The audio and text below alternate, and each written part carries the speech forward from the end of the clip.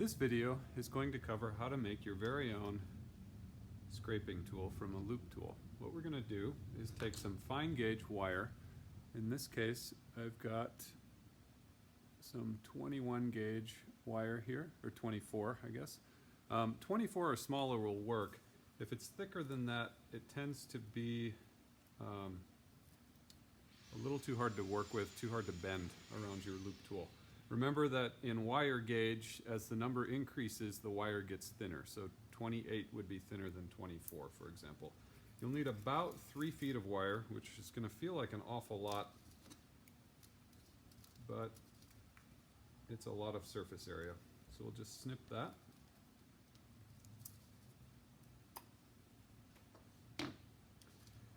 And we'll start by simply wrapping around where the loop meets the handle of the tool. We'll go around that 3 or 4 times. And then the rest of this is a bit putsy, so if you have a favorite show that you've been streaming, now would be a good time to do that. I'm going to speed this up onto a time lapse, and I'll slow it down at the end to talk to you about how to use this tool.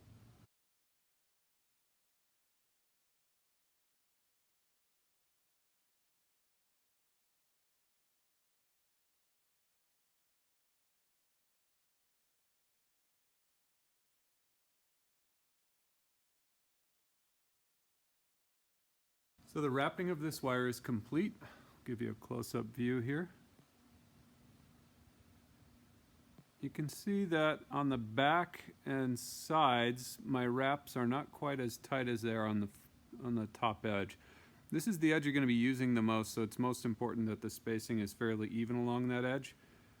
You can check out this side I had done before.